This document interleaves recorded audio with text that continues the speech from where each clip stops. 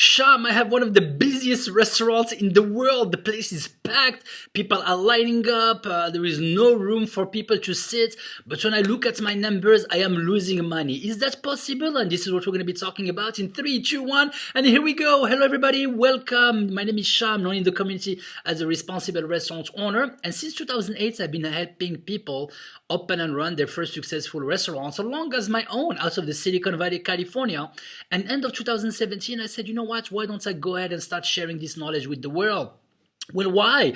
Guess why? Well, because when I decided to do it on my own, I didn't have that much help. I have no money, no experience, extremely limited capital, and I just decided to jump into the business where 90% of the businesses failed within the first 2 years, and all I got was lots of words, negative rap about how bad the waiters are, about how lots of restaurants fail, about how people are not loyal anymore, about all these things that ends up not being true. And 3 restaurants after, 3 catering companies, distribution business, a vegan bar, a juice cafe, I said to myself, you know what, there is some people probably like me that have the same kind of experience and facing challenges. Why don't I go ahead and share this knowledge? And hopefully good karma will come back, and hopefully we'll have some success stories to share. Everything is happening in the comment section, guys, so please take advantage of that. Drop me a little note, little comment. Maybe you don't understand my accent, maybe you love it, I don't know, something to make this page interactive. And yeah. So how can a restaurant be packed and lose money? How is that even possible, Sham? And I'm going to share with you a personal story of mine. So this is a client who has had a pretty somehow successful bar and restaurant sports bar and restaurants, meaning that he was able to cap on sporting events, UFC, NBA, baseball, soccer, whatever there is, any kind of sporting event, he will just make money by targeting a certain niche markets and get them in. And his concept was pretty good, but after a little while he was like, Sham, I really would like to pretty much, I'm tired of being that late, working that late in the restaurant business. Like staying till 3 o'clock in the morning, dealing with drunk people. Is there any way for me to revamp a little bit my concept and try targeting a different audience? And we did work on that, and we had a pretty successful campaign when we brought lots of families, lots of children. We did lots of chicken special, etc., etc. And it was a pretty successful night. And I walked inside the restaurants, and before the security guys, the parking lot was full, and the security guys come to me and said, "Hey, Sham, it's working. Yeah, there's people. We're very excited. We never got that busy on a Tuesday." We're like, wow, that's wonderful, man. And then we go in, and I see the owner, and he's like a big smile. He's running 3 or 4 plates, and he's happy, and his wife is behind him running 3 or 4 plates, and everybody's smiling, everybody is happy. And the marketing campaign was built around social media, and people taking pictures, Facebook Live, Snapchat, all those kind of different platforms that are available out there. And pretty much he was very happy, and I was like happy too. I was like, wow, I wasn't expecting that big turnaround. So we did something good, or his market was actually ready for this. So I was like, well, if you really want to know how well a restaurant is doing, definitely go ahead and check out the kitchen operation, which I always love to do, because the front of the house is like the glamour, where everything is smooth, and the back of the house is actually where everything starts, like the pillars of the restaurant operation. And if the pillars are not solid, well, guess what? The outcome is not going to come out pretty good, isn't it? So as I'm walking toward the kitchen, I walk by the bar area, and I think one of the bartenders have seen a little bit too much the movie Cocktail. If you have not watched the movie Cocktail, definitely check it out. It's the movie where Tom Cruise is a bartender, and whenever he goes to a bar, he becomes like jumping and playing with bottles, and then everybody loves him, etc. And it brings lots of good business to his to the places where he works at. And as one of the bartenders was playing with one of the bottles, well, he drops one of them, it breaks. I look really quickly at the bottle.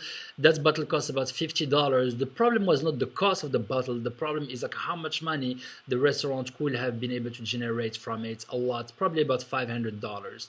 It was, oh, it's okay, it happens. When things break inside the restaurant, everybody cheer. It happens. How many plates? It's normal for it to happen. It's not good, but when it happens, hey, you have to make the best out of it. So as I'm keep on walking, before I go inside the kitchen area, the prep zone area, I see a couple of waiters, and they're laughing. They're like, yeah, woohoo, as they're scraping plates. I don't know what they're talking about, but they're laughing super loud. And I'm like, great, everybody is happy. What a great and beautiful family business. And as one of the waitresses scraping the plate, she's like, the movie, the word. Well, she drops like a knife inside the trash can.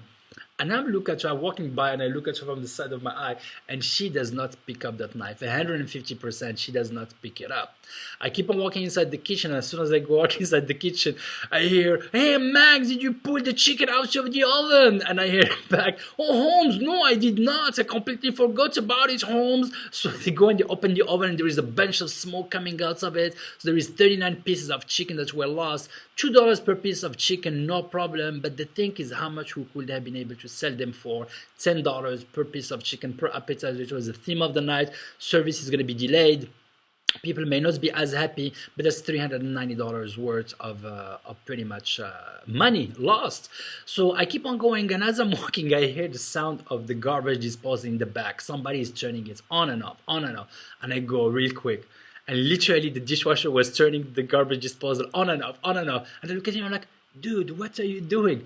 He's like, "Man, I hope it's gonna break." And I'm like, "What?" He was like, "Yeah, I hope it's gonna break because the fork was stuck inside the garbage disposal. And instead of stopping the garbage disposal and putting his hand in order to pull that fork out of the garbage disposal, he was expecting that the garbage disposal will break the fork.